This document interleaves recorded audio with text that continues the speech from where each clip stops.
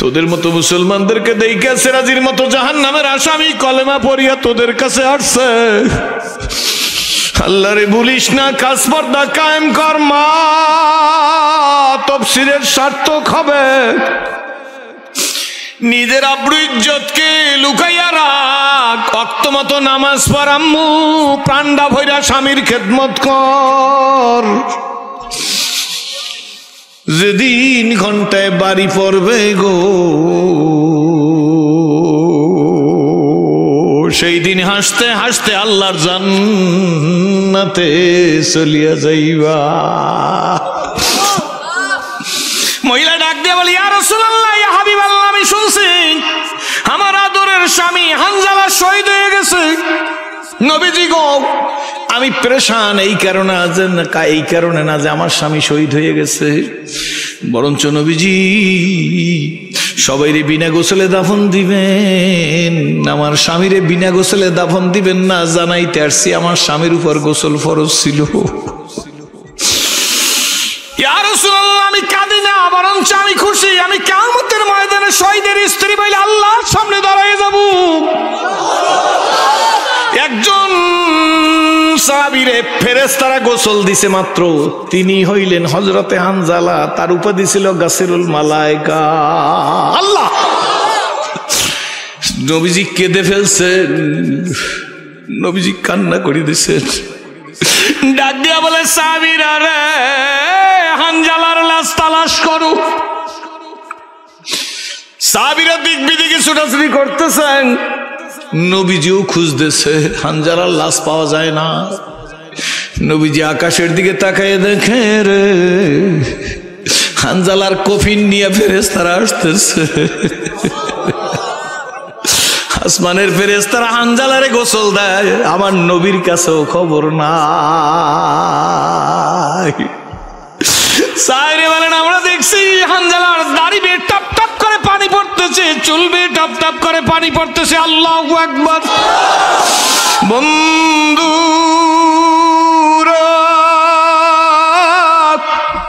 খায়রাটের যুবকেরা গো, সারা রাত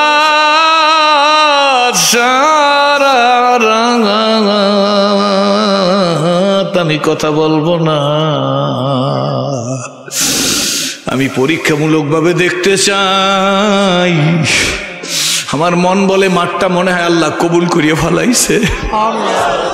মুরব্বীরা বসা থাকবেন, যুবকেরা আগো স্কুল কলেজ ইউনিভার্সিটি মাদ্রাসার তালবে ইলম, আপামার মেহনতি মানুষ, শ্রমিক রিক্সাওয়ালা ভ্যানওয়ালা, কোনো পার্থক্য নাই, শুধু মুরব্বীরাই বসা থাকবেন। জুয়ান কারারে যুবক আমের মতো মুসলিম সিরাজির সামনে দাঁড়াইয়ে বলবা, সিরাজি এই জীবন নবীর রঙে রঙিন করবার চাই, কারা পারো দাঁড়াইয়ে দেখাইয়ে দাও, আল্লাহ তুমি কবুল করো। কোন কোন যুবক দাঁড়াইয়ে বলবা, সিরাজি জীবন নবীর রঙে রঙিন করবার চাই গো, ইয়া আল্লাহ ডাক দাও, ইয়া আল্লাহ আদর করিয়া ডাক দাও, ইয়া আল্লাহ, ইয়া আল্লাহ। আল্লাহ, হাজার হাজার যুবক দাঁড়াই গেছে। আল্লাহ, আমার সোনামণি গুলারে তুমি কবুল করে নাও। বেকার যুবকদেরকে আল্লাহ তুমি কর্মসংস্থানের ব্যবস্থা করিয়া দাও। যারা নির্যাতিত নিপীড়িত, আল্লাহ সোনামণি গুলারে তুমি কবুল করো, উসা রিজিকের বন্দোবস্ত করো। আলহামদুলিল্লাহ বইলে বইসা পড়েন। আল্লাহ, কত যুবক দাঁড়িয়ে গেছে। যুবকেরা শোন, শুভ সংবাদ। যুবক কারে বলে রে? মদিনার এক মহিলা, আল্লাহ যার স্বামী বদরে শহীদ হয়ে গেছে, বদরি শহীদের স্ত্রী, বদরি শহীদের স্ত্রী, তার একটা 6 বছরের সন্তান। ওই একটু আগে, আল্লাহর হস্তে খোদার কসম আপনারা কথা বললেন না, আপনাদের মাহফিল কি এইরকমই চলছে নাকি? আপনারা বসেন, আমি ঠান্ডা করতেছি। কে কথা বলে? আমি শেষ করতেছি, কাছাকাছি এসে গেছি। বাবারে বন্ধুরে, আর টানাটানি সময় নাই, বিছানা দিয়ে দেন। আল্লাহ তুমি কবুল করো, জোরে কোন আমিন। যে যেখানে আছেন, যেভাবে আছেন থাকেন। অল্প কথায় মানুষের জিন্দেগির পরিবর্তন হয়ে যাইতে পারে, পারে কি পারে না, জোরে কোন। বদরি শহীদের স্ত্রী, বদরি শহীদের একটা সন্তান 6 বছর বয়স, বাবার কথা মনে নাই। ওই তো আপনাদের মসজিদের সানি ইমাম সাহেব না মুয়াজ্জিন সাহেব, মুয়াজ্জিন সাহেব, হাফেজ সাহেব, বড় ভালো হাফেজ। আমি জানি, আমি চিনি সে কোন ওস্তাদদের কাছে পড়ছে, তাও আমি জানি। আসার সময় নামে বলে, হুজুর বাবা নাই। মায়ের পেটে থাকতে বাবা দুনিয়ার থেকে বিদায় হয়ে গেছে। জীবনে বাবা কারে বলে চিনি নাই। আর যদি নিজের বাবায় দেখতো যে আমার ছেলে জাদ্রেল হাফেজ হইছে, আলেম হইতেছে, বড় খুশি হইতো কিনা, জোরে কন। বাবারে বন্ধুরে, এমন জীবন তুমি করিও গঠন, মরিলে হাসিবে তুমি কাঁদিবে ভুবন। বদরি সাহেবের স্ত্রী এই 6 বছরের সন্তান, বাবার কথা সন্তানের মনে নাই। বুকে নিয়ে রাত্রে ঘুমাইয়ে রইছে মদিনা শরীফের মধ্যে। ফজরের আজান দিছে বেলাল, আজান দিয়াই হযরত বেলাল গলিতে গলিতে ঘুরে আর বলে, কার জন্য বাঁচবি রে? জীবন তো একটাই, নবীজি কিন্তু ফজরের নামাজের বাদে জিহাদে চলে যাইবে। ঘরে তাইকে কি করবি? তাড়াতাড়ি মদিনার মসজিদের সামনে হাজির হইয়া যা। দৈনিক বেলাল বলে, আসসালাতু খায়রুম মিনান নাওম। আজকের আসসালাতু খায়রুম মিনান নাওমের সাথে বলতেছে, ঘুমের চাইতে জিহাদ ভালো, ঘুমের চাইতে জিহাদ ভালো, ঘুমের চাইতে জিহাদ ভালো। আল্লাহু আকবার। বেলালের এই কণ্ঠে নতুন আসমাকা শব্দ শুনে মহিলা উঠে বসে গেছে, কিন্তু সন্তান 6 বছরের বুকের কাছে, মায়ের বুকের কাছেই শোয়া, কোলের কাছে শোয়াইয়ে রাইখা মা চিন্তা করতেছে আজকের বেলালের কণ্ঠেই নতুন আওয়াজ। দৈনিক তো শুধু বেলাল বলে ঘুমের চাইতে নামাজ ভালো, আজকের যে বলতেছে ঘুমের চাইতে জিহাদ ভালো। মনে মনে বললে হবে কি? আমি মসজিদের নবীর সামনে গেলে লাভই বাকি হবে? নবী তো আমার যুদ্ধের ময়দানে নিবে না। 6 বছরের ঘুমন্ত ছেলের দিকে তাকাইয়া মা বলে, 6 বছরের ছেলে বাবারে হারাইছে, বদরে শহীদ হয়ে গেছে, এই ছেলেকেও তো নবীজি নিবে না। এই বইলে মহিলা আফসোস করিয়া কাঁদতেছে কাঁদতেছে কাঁদতেছে। হঠাৎ করিয়া মহিলার 2 ফোঁটা চোখের পানি ঘুমন্ত ছেলের শরীরের উপরে পড়ছে।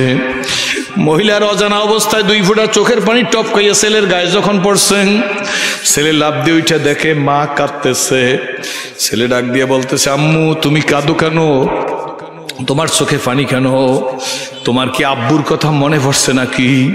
6 বছরের ছেলে বলতেছে। মা ডাক দিয়ে বলতেছে, না না বাবা, তোর বাবার কথা মনে হয় না, তাহলে তুমি কাঁদো কেন? 6 বছরের ছেলে কি করে? আব্বুরা শোন, যুবকেরা শোন, 6 বছরের ছেলে কতটুক তো বোঝো। 6 বছরের ছেলে মায়ের চোখের পানি মুছাই দিতেছে। কি হয়েছে আপনাদের? আপনাদের ওয়াজে শুধু কামিং অ্যান্ড গোয়িং হয়, আর কিছু হয় বললে আমার মনে হয় না। আপনারা দেখেন কত লোক হয়েছে, কয়দিন ব্যাপী মাহফিল, কে ওয়াজ করলো, এর পিছনে সব শেষ করলেন। রাগ করবেন না, আমারে দাওয়াত না দিলেও কিছু আসে যায় না, আমি দাওয়াতের পিছিয়ে ঘুরি না। দেখেন, বরঞ্চ নিজের দিলের ভিতর ব্যথা তৈরি করেন যে আল্লাহ, হাজার হাজার মানুষের চোখের মধ্যে পানি, তুমি আমার চোখের পানির একটু আলগা করিয়া দাও। আমাদের দেশে ধানের সাথে সিটা বিক্রি হয়ে যায়, আপনাদের বাজারে আজকেও দেখছেন বড় বড় টমেটোর সাথে ছোট ছোট টমেটো একই দামে বিক্রি হয়ে গেছে। বাবা রাগ করিও না যুবকেরা, সিমির সাথে বোকা সিমিও বিক্রি হয়ে যায়, যায় কি যায় না?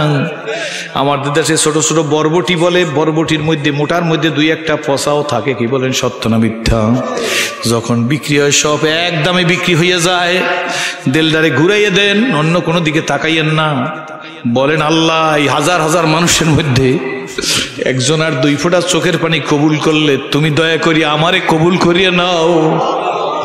সেইটা কাজে লাগবে কি আব্বু, ঠিক না বেঠিক, জোরে কন? সেইটা কাজে লাগবে, আর কিছু কাজে লাগবে না। আমার কে বড় আয়োজিন কইবে, কে মুফাসসির কইবে, আমি তার পরোয়ার করিনি আল্লাহর ফজলে। আমি আল্লাহর কাছে বলি, আল্লাহ একটু খেদমত যদি তুমি কবুল করো, একটা পথহারা মানুষকে যদি তুমি আমার মুখের জবানের দ্বারা ফিরিয়ে দাও, হয়তো আমি সিরাজির নাজাতের জন্য তোমার কাছে সেইটার ওসিলা বানাই ধরবো। আমি তো বক্তা হওয়ার জন্য ইসলাম কবুল করি নাই, আমি কবরে মাপ পাওয়ার জন্য ইসলাম কবুল করছি। যুবকেরা শোন, 6 বছরের ছেলে মায়ের চোখের পানি মুছে ডাক দিয়ে বলে, মা রে,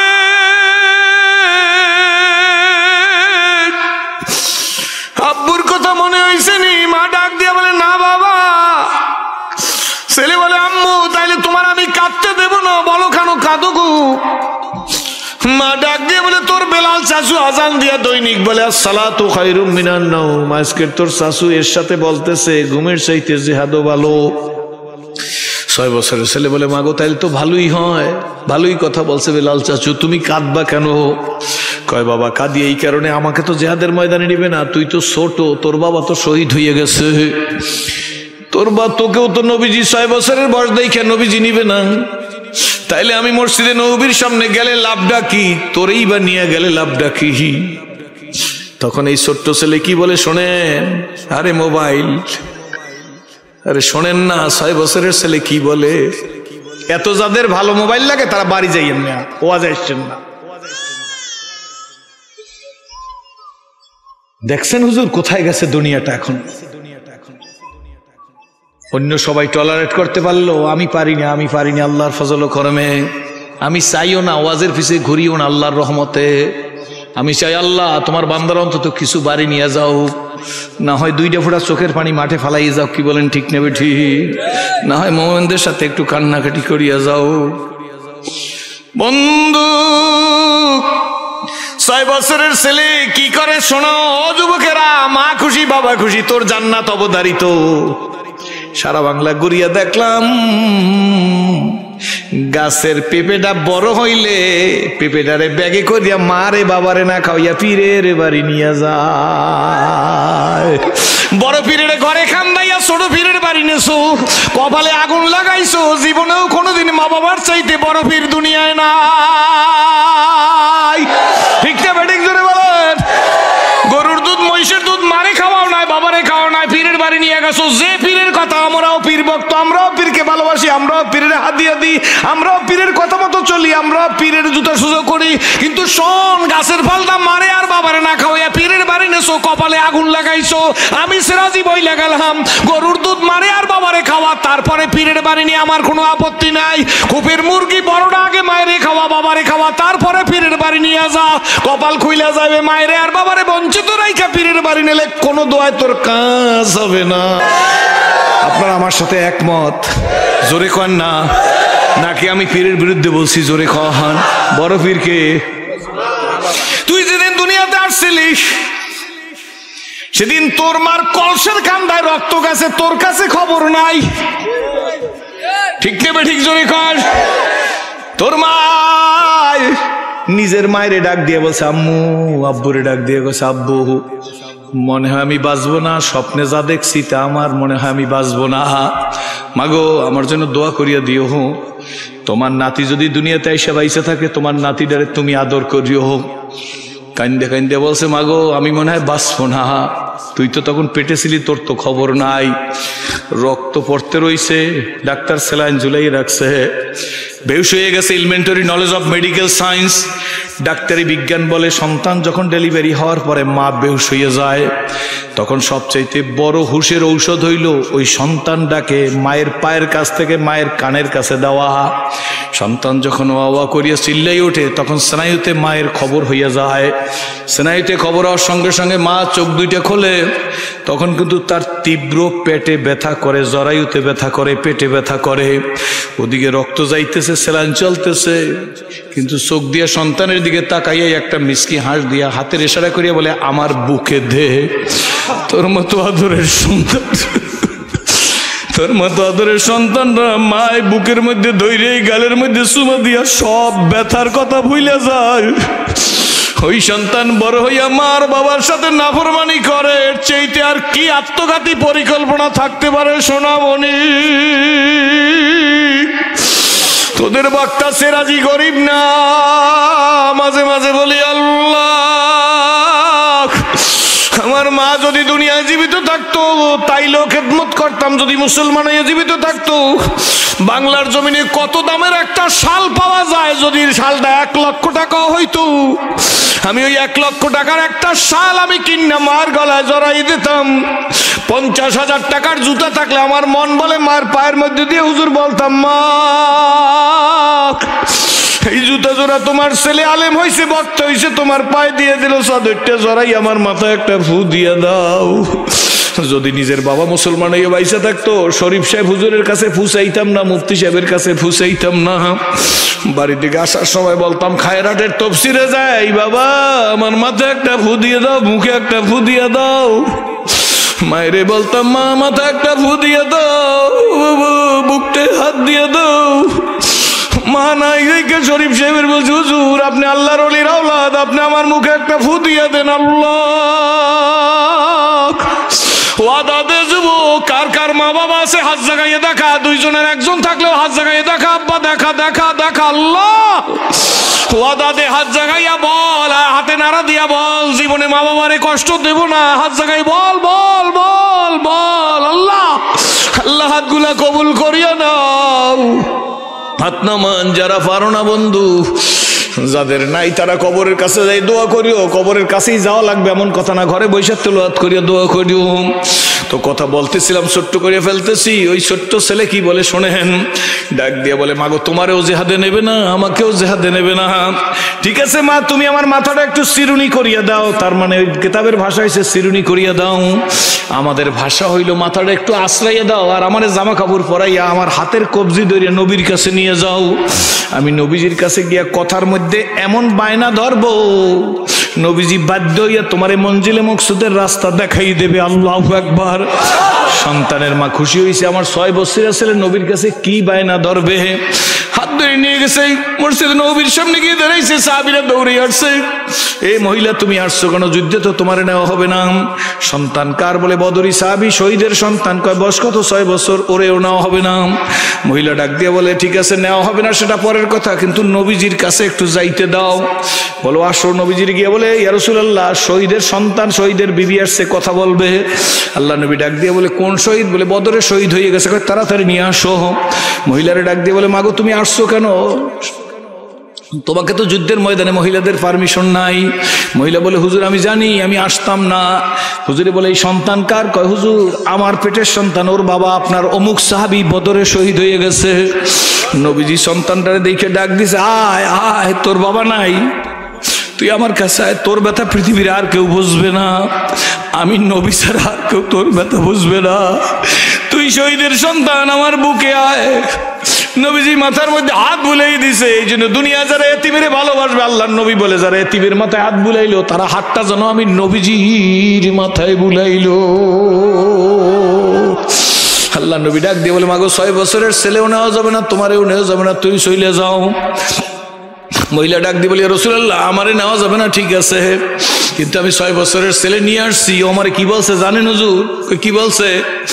নবীজির সাথে কথার এমন বায়না ধরবো, নবীজি মঞ্জিলে মকসুদে পৌঁছার রাস্তা দেখাই দেবে। আল্লাহ নবী দাঁড়ায়, নাম নবী বলে, মাগো 6 বছরের ছেলে যুদ্ধের ময়দানে নেওয়া যায় না। আল্লাহ নবী ডাক দিয়ে, ইয়া রাসূলুল্লাহ, ইয়া হাবিবাল্লাহ, আমি তো যাই না আসছি, যুদ্ধের ময়দানে ঢালের বড় অভাব, সবাইরে ঢাল দিতে দিতে দিতে দিতে যখন আপনার কাছে ঢাল থাকবে না, তখন কাফেরের শত্রুর সিটকে আর তীর যদি আপনার সিনে আইসে বিদ্ধ হইয়া যায়, আপনি গেলে আমি সন্তান দিয়ে কি করব? আমার এই 6 বছরের শহীদের সন্তান আপনার কাছে দিয়ে যাই, যখন কোনো ঢাল থাকবে না, শত্রু যখন ঢাল মারবে, তীর মারবে, আমার এই সন্তান পাইতে দিবেন, সন্তানের সিনায় পড়ুক, সন্তান চলে যাওক, আমার নবী দুনিয়াতে বেঁচে থাকুক। इसके महबूब खुदा जिस दिल में हासिल नहीं, लाखों मोमिन हो मगर ईमान में कामिल नहीं। রহমতের রসুল ডাক দিয়ে বলে, মা গো, আমি তো এত নিষ্ঠুর নবী না, 6 বছরের ছেলে আমি ঢাল হিসাবে রাখতে পারি না। মহিলা ছেলের হাত ধরে কয়, বাবা চল, তোরেও নিবে না আমারেও নিবে না। ছোট্ট করে বলতেছি, ছোট্ট ছেলে 8-10 হাত দূরে যাই বলে, মা গো, আমি না তোমার ওয়াদা দিছিলাম নবীর সাথে বায়না ধরবো, নবীরা মঞ্জিলে মকসুদে পৌঁছেই দিবে, রাস্তা দেখাই দিবে, আমাকে একটু অনুমতি নিয়ে নবীজির সাথে কথা বলতে দাও। মহিলা ডাক দিয়ে বলতেছি, ইয়া রাসূলুল্লাহ, ইয়া হাবিবাল্লাহ, এই ছেলে জানি আপনার সাথে কি বলবে। রহমতের রসুল ডাক দিয়ে বলেন, মা কি বলবে তোমার ছেলে, বলো। ছোট্ট ছেলেকে জিজ্ঞেস করি, কি বলবি? ছোট্ট ছেলে ডাক দিয়া, কি ইয়া রাসূলুল্লাহ, ইয়া হাবিবাল্লাহ, মাকেও যুদ্ধের ময়দানে পাঠাইবেন না, আমারও যুদ্ধের ময়দানে দিবেন না, মারে না দেন আমারে অন্তত পাঠান। আল্লাহর নবী বলে, তোমার বয়স 6 বছর, আমি এত মানবতা বিরোধী কাজ করবার পারি না, আমি নিষ্ঠুর নবী না। ছোট্ট ছেলে কি বলে জানেননি? কই, ইয়া রাসূলুল্লাহ, ইয়া হাবিবাল্লাহ, আমার এই মাকে দেখছি, মা চুলা জ্বালায়, রুটি ভাজে, তরকারি রান্নে, ভাত রান্না করিয়া খাওয়ায়। মার পাশে পাশে বসে দেখছি, মা যখন চুলা জ্বালায় তখন দেখছি গাছের ছোট ছোট ছাল দিয়ে আগুন জ্বালায়, কাগজের মতো কি যেন ছোট ছোট টুকরা টুকরা গাছের টুকরা দিয়ে আগে চুলা জ্বালায়। চুলা যখন জ্বলে ওঠে তখন আমার মারে দেখছি বড় বড় লাকড়ি চুলার মধ্যে দিয়ে চুলা জ্বালাইয়ে দেয়। প্রথম ছোট লাকড়ি দিয়া, গাছের ছাল দিয়া, কুটি দিয়া, তারপরে চুলা জ্বালায়। নবী গো, আমার মতো ছোট্ট ছেলেটারে যুদ্ধের ময়দানে পাঠাই দিয়া যুদ্ধের চুলাটা আমারে দিয়ে জ্বালাই দেন। আল্লাহু আকবার। আমারে যুদ্ধের ময়দানে পাঠাই দেন, আমার মতো শহীদের সন্তান 6 বছরের ছেলেটারে যুদ্ধের ময়দানে পাঠাই দেন। আমি শহীদ হয়ে গেলে চুলা যখন জ্বলে উঠবে তখন খালেদ বিন ওলীদের মতো, সেরে খোদা হযরতে আলীর মতো লোক পাঠাই যুদ্ধের ময়দানে পাঠাই দিয়ে। তো হুজুর, মায়ের মতো ছোট কুটি দিয়ে আমার মতো 6 বছরের ছেলে দিয়া যুদ্ধের ময়দান গরম করিয়া দেন। আল্লাহ নবীর কথা শুনে কাঁদতেছে। এমন সময় জিবরিল আলাইহিস সালাম হাজির হয়ে গেছে। জিবরিল আলাইহিস সালাম হাজির হয়ে নবীজিরে বলতেছে, নবী গো, এই ছেলের লিস্ট জমিনে আপনার হাতে নাই, ওর নাম নাই, কিন্তু আসমানের মালিকের হাতে ওর নাম উঠে গেছে, ওর আবেগ দেখা। আল্লাহু আকবার। আমার সোনামণিরা, আমার বাবাজিরা, ও পর্দারের মায়েরা, ও ধনী গরিব, কোটিপতি লাখপতি, বিদ্যান টাকা লাবারিয়ালারা, ও সেরাজি, নিজের দিলটার একটু নরম করিয়া দাও। মাবুদের দরবারে দেখো, দরখাস্ত করিয়া পারুনি 2 ডফোটা চোখের পানি ফালাইতে। মনে রাখবেন বাজান, দুনিয়াতে যারা কাঁদবে কবরে তারা হাসবে, আর দুনিয়াতে যারা বেশি হাসবে কবরে তারা কাঁদবে।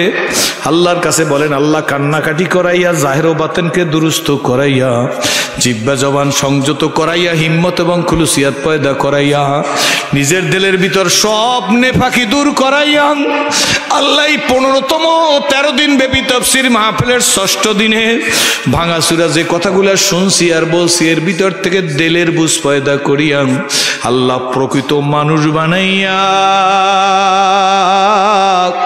নবীজির খাঁটি উম্মত বানাইয়া হইয়া কবরে যাওয়ার তৌফিক দান করে দাও। আল্লাহুম্মা আমিন। মালিক মেহেরবান,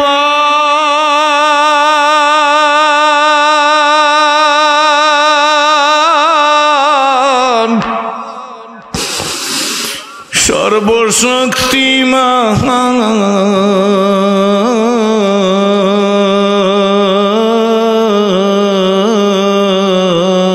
দয়ালু দাতা, হাজার হাজার মানুষ, আল্লাহ, হাজার হাজার আলেম ওলামা, হাফেজ, কারি, তালবে ইলম, মসজিদের ইমাম, সাদা দাড়িওয়ালা যুবক, আল্লাহ বুড়া যুবকদের নিয়ে হাত উঠাইছি, নাবালেগ এতিম মিসকিন নিয়ে হাত উঠাইছি, বড় বড় মুহাদ্দিস মুফতি শাইখুল হাদিসদের নিয়ে হাত উঠাইছি। হাত উঠাবার কথা ছিল নিয়া নেকির বোঝা, কর্মদোষে হাত উঠাইলাম নিয়া গুনার বোঝা। জানি আমি অধিক পাপী, ভীষণ গুনাহগার,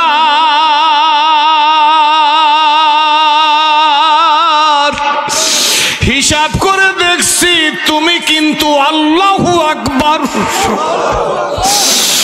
আল্লাহ ভীষণ গুনাহগার,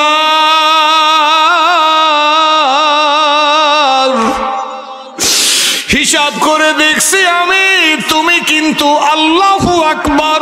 ইয়া আল্লাহ, আমি সিরাজি জানি না কার মা নাই রে আল্লাহ, আমি সিরাজি জানি না কে বাবাকে হারিয়েছে। বাবারা কাঁদো, মাহারারা কাঁদো, মায়ের এক টান দুধের দাম খুলে দিলে গায়ের চাম বাজানো হবে না মায়ের ঋণ পরিশোধ। আল্লাহ আল্লাহ, মা বাবা যার নাই কবরকে জান্নাতের বাগান বানাই দাও। আল্লাহ, যাদের মা বাবা দুনিয়া জীবিত হায়াত বানাই দাও। আল্লাহ, যারা নির্যাতিত, নিপীড়িত, লাঞ্ছিত, বঞ্চিত, পদদলিত, নিষ্পেষিত, আল্লাহ তুমি তাদের সহায় হইয়া যাও। আল্লাহ, যারা শত্রুতে জ্বালায়, হিংসুকে হিংসা করে, নিন্দুকে নিন্দা করে, ষড়যন্ত্রকারীরা ষড়যন্ত্র করে, আল্লাহ তুমি সব ষড়যন্ত্র ধূলিসাৎ করে দাও। ইয়া আল্লাহ, ইয়া আল্লাহ, করোনা ওমিক্রন তৃতীয় ভেরিয়েন্ট দুনিয়ার থেকে বিদায় করে দাও। ইয়াতীম নবীর উম্মতদের বন্ধু তুমি নিজে হইয়া যাও। মাবুদ গো, যাদের ত্যাগে রে, যাদের বুদ্ধিতে রে, যাদের পরামর্শে, যাদের ঐকান্তিক প্রচেষ্টায়, যাদের অর্থে, যাদের বুদ্ধিতে, যাদের মেধায়, আল্লাহ এই সুন্দর তাফসীর হইতেছে 15 বছর পর্যন্ত। মাবুদ গো, এই মাহফিল জেনারেশন বাই জেনারেশন কিয়ামত পর্যন্ত জারি রাখো। ইয়া আল্লাহ, দিনার দিন মসজিদে লোক বাড়াইয়া দাও। তাফসীর কমিটির সদস্যদেরকে মুহাম্মদুল হাফিজের মতো সম্মান দিয়ে দাও। ইয়া আল্লাহ, হাজী শরীয়তুল্লাহর মতো লৌহ মানব বানাইয়া দাও। ইয়া আল্লাহ, শামসুল হক ফরিদপুরের মতো মুজাহিদে আজম বানাইয়া দাও। ইয়া আল্লাহ, সদসিনা নেসারউদ্দিন রহমাতুল্লাহর মতো ওলি বানাইয়া দাও। ইয়া আল্লাহ, আমাদের প্রাণ প্রিয় রাহাবের আর রাহাবার আল্লামা ফজলুল করিম রহমাতুল্লাহর মতো কুতুব বানাইয়া দাও। শরীফ সাহেব হুজুরের মতো লৌহ মানব বানাইয়া দাও। ইয়া আল্লাহ, এই 13 দিন পর্যন্ত যা বয়ান হয়, হইছে, হইবে, মাবুদ গো দিলের ভিতরে নিয়া চোখের পানি আলগা করিয়া বাড়ি যাওয়ার তৌফিক দাও। আল্লাহ, এই দেশের মা বোন মেয়েদের খাস পর্দা করার তৌফিক দাও। ইয়া মাবুদ, কার স্বামী স্ত্রী মিল নাই, মিল মোহাব্বত পয়দা করে দাও। আল্লাহ, কার স্বামীর চরিত্র খারাপ ফিরিয়ে দাও, কার বিবির চরিত্র খারাপ ফিরিয়ে দাও। ইয়া আল্লাহ, এই দেশটা নিয়ে ষড়যন্ত্র চলতেছে। ইয়া আল্লাহ, সোনার বাংলা তুমি নিজে হেফাজত করো। ইয়া আল্লাহ, যারা ষড়যন্ত্র করে তাদেরকে হেদায়েত দান করো। আল্লাহ, যারা ষড়যন্ত্র করে তাদেরকে সহি হেদায়েত দান করো। ইয়া আল্লাহ, দেশ নিয়ে যারা ষড়যন্ত্র করে তাদেরকে সহি হেদায়েত দান করো। আল্লাহ, যদি তাদের কপালে হেদায়েত না থাকে চূড়ান্ত ফয়সালা করে দাও। ইয়া আল্লাহ, শাহজালালের পুণ্যভূমি, শাহপরানের পুণ্যভূমি যেন কারো ষড়যন্ত্রে ধূলিসাৎ না হইয়া যায়। ইয়া আল্লাহ, হিজাব নিয়ে ষড়যন্ত্র চলতেছে। ইয়া আল্লাহ, আমার মা, আমার বোন, আমার মেয়েরা বোরকা পরবে, তাও আন্তর্জাতিক ভাবে ষড়যন্ত্র করতেছে। ইয়া আল্লাহ, ইয়া আল্লাহ, আজকে যদি আমার নবী ভাইসা থাকতো, একটা টিকিট কাইটে যাইয়া নবীজির কাছে বসে এতিমের মতো বলতাম, নবী গো, আপনার উম্মতের মারে, আপনার উম্মতের বোরকা খুইলা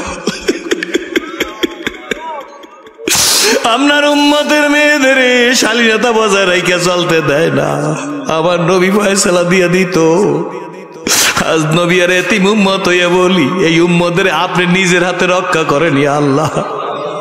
আল্লাহ আমাদের গুনার কারণে, পাপের কারণে, আমাদের নাফরমানির কারণে আপনি শাস্তি দিলে নিজের হাতে দেন ইয়া আল্লাহ। দরকার হইলে জমিনের মধ্যে আমাকে ডাবাইয়ে দেন, তবু বেঈমানের হাতে বেইজ্জত করিয়েন না ইয়া আল্লাহ। আল্লাহ দরকার হইলে আমাকে মাটিতে দাবাই দেন, কিন্তু কাফের মুশরিক বেঈমানের হাতে আমাদের রাস্তাঘাটে বেইজ্জত করাইয়েন না আল্লাহ। বেঈমানের হাতে আল্লাহ আপনি আমাদের সুপর্দ করিয়েন না আল্লাহ। আপনি বানাইছে আপনার চাইতে ভাইয়া আদর করিয়া বান